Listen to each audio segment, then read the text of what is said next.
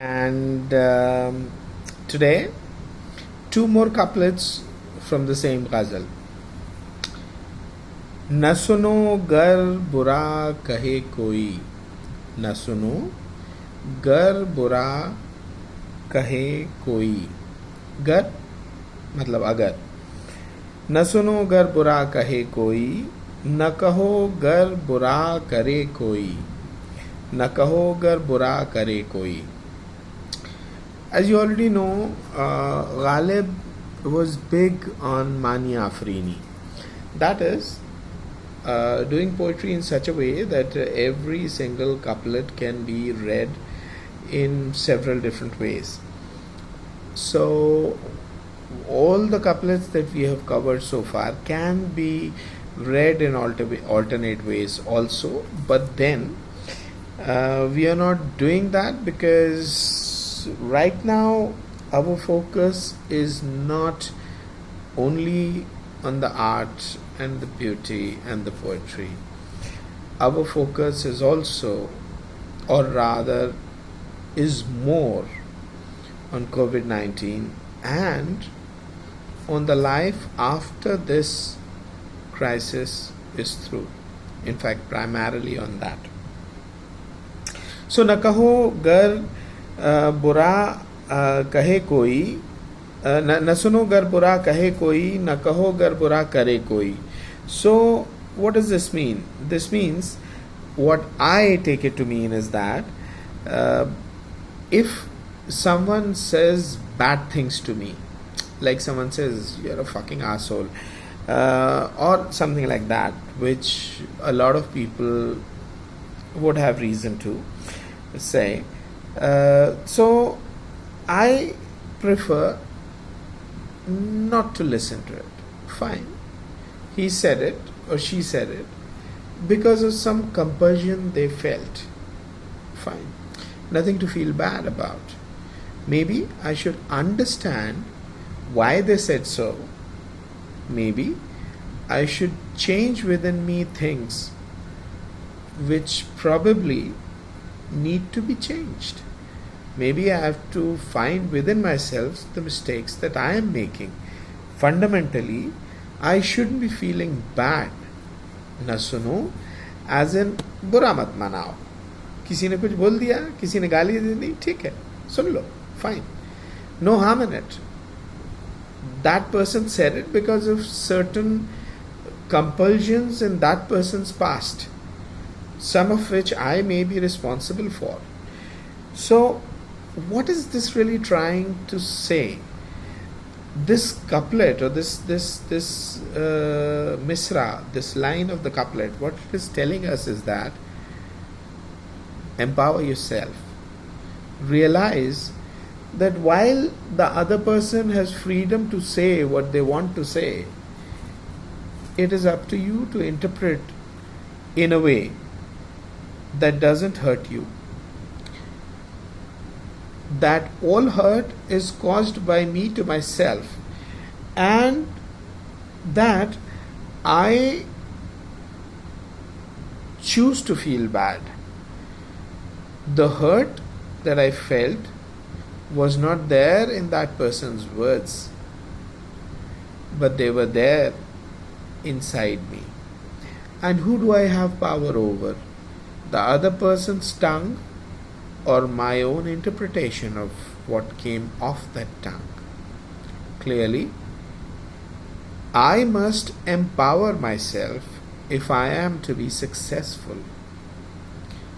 If I choose to consider that other person responsible, then what I am doing is I am disempowering myself. मैं अपने हाथ पांव काट रहा हूँ. So, let Arnab Goswami say whatever he wants to say about you, my Muslim friends. It's up to you to interpret it in the right way, to change the things that you've been doing wrong. Grab the opportunity. Grab the initiative. Don't blame it on him, because that By that act, you disempower yourself. Instead, empower yourself. Become successful. Be responsible for your own success. So, कहाँ गया? न सुनो गर बुरा कहे कोई, न कहो गर बुरा करे कोई. There's no point in repeating somebody else's mistakes and keep insisting. उसने गलती की, गोदी मीडिया ने गलती की, अर्नब गोस्वामी ने गलती की. Get over it, man. Figure out your own weakness, address it, become stronger, empower yourself, become more powerful, become more successful. Very, very simple. I choose to interpret Ghalib this way, this particular one. न सुनो गर बुरा कहे कोई, न कहो गर बुरा करे कोई. And then another one is रोक लो गर गलत चले कोई. रोक लो गर गलत चले कोई. So don't just keep pointing fingers at someone about their mistake. It was also your mistake that you didn't stop them. And stop them with compassion, with love, with making them realize within themselves through your acts that they made a mistake. You can tell a million times to someone that they are wrong. They're not going to junk whatever they've been believing and start believing what you are asking them to believe, because you wouldn't do that. So within you, change yourself, and from that perspective, stop other person from doing the wrong thing through compassion, through example, not through violence, not through force, not through irritating him. No. तो रोक लो गर गलत चले कोई, बख्श दो गर खता करे कोई. Forgive whoever makes a mistake. So remember, this ghazal started with Ibn Maryam. Hua kare koi. Ibn Maryam, Jesus. So we continue in this couplet. Part of what Jesus said, part of what Gandhi said later on, more than that, part of what any decent human being should say, should believe in, and should do. So, there you are. Rok lo gar galat chale koi, bakhsh do gar khata kare koi. And we've already spent 8.5 minutes on this. So let's move on to what is our primary goal in this rant. Our goal is that we are trying to find out what will make for success in post COVID-19 life. A lot of it is what would have made us successful earlier or during this crisis, but this is specifically from the perspective of what is going to make us successful after this crisis is over. Now, you will say that I am not telling you things to do, because what people who asked me to do this series, probably what they were expecting was that I'll tell them do this 1, 2, 3, da da da. Or like someone asked me, what are going to be the changes in this 1, 2, 3, da da da. What we should do. Look, I'm not in the business of saying, buy this script, that script, it's going to double in 3 months or whatever. I'm not in that business. What am I in? my job description is that, or my job title is happiness consultant. What do? I do by I do my damnedest to make you happy, to help you make yourself happy. That's my business. Success will make you happy. It does make all of us happy. So, to that extent, I am invested in your success. I have been invested in your success before this crisis. I am invested in it now. And I am invested in your success after the crisis, whether I am there to talk to you or not. Hence, this series. So, I'm not telling you what to do. I'm telling you what to be. Why? You see, there are 3 important verbs, auxiliary verbs, I think they're called in English. They're be, do, have. And things happen in that same sequence. You first become successful, then you do things that make you successful. So once you become the person that can become successful, then you do things that can make you successful, and then you have success, or rather the trappings of success, right? People find you successful if you have things which the society values. But the success starts with be. So have doesn't come first, before that comes do. And before do comes be. Okay. Now most people are unable to appreciate that, because most people have been brainwashed as since they were kids into believing into certain religion or the other. I'm not pillaring religions or religious people here, but the fact of the matter is, religions really are all about rituals. Look at whatever religion you practice. You're a Christian, you'll be expected to go for Mass every Sunday and do this and that and the other. For more, in Hindus, you'll be expected to do certain things like so and so yagna, change the name, look at these stars and do this and whatever. Most of what the Pandit or Baba asks you to do is some kind of a ritual. They ask you to do. They don't really tell you how it fundamentally changes anything. They just say that you have to do this and things will become better.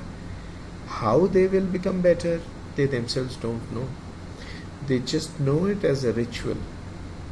And the funny thing is that even the Vedas themselves are divided into 4 different parts, or rather every verse is of a particular type. There are 4 Vedas, of course, but I am not talking about those 4 Vedas, but each of those Vedas has got kind of things. So some kind of things like, I don't know, Brahmanas or Aranyakas or Upanishad, those are 4 things. So the first kind of things is really about karma kand. It's really about rituals. Those are for people who, for whatever reason, can do only rituals. They either don't want to go beyond them, or they don't have the intellectual capacity to go beyond them, or they don't have time to go beyond them because they're just too damn busy with worldly things, because there have to be people who have to be busy with worldly things. So all they're expected to do is some kind of do, and some kind of karma kand and then move on. But when you reach the maturity which Upanishads expect you to be at, then it's not about doing, it's about being. It's about understanding how to be. It's about understanding how every being is, Get on to Islam. What do people do? They all the time are busy with different rituals. नमाज इतनी दफ़ा पढ़ो और इतनी ज़कात निकालो और इतना हज को जाओ और ये करो और वो करो. All that is about some kind of a rituals. Tablighi Jamaat is exceptionally ritualistic because they find rituals in everything.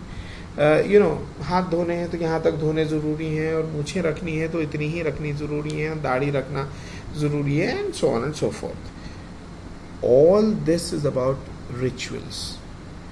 Now, most people are sufficiently lost in rituals and they never reach actuals. So there are two kinds of people, ritual and actual.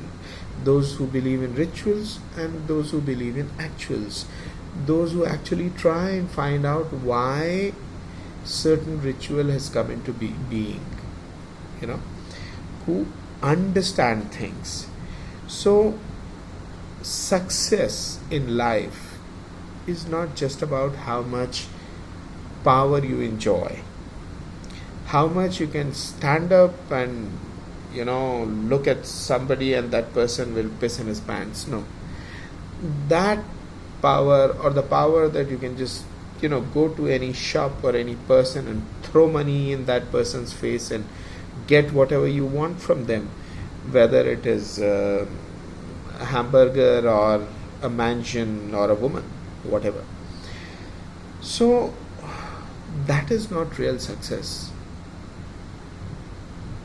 What I'm trying to do is to take you to the point where you will define your own success, where you will not outsource that definition to somebody else.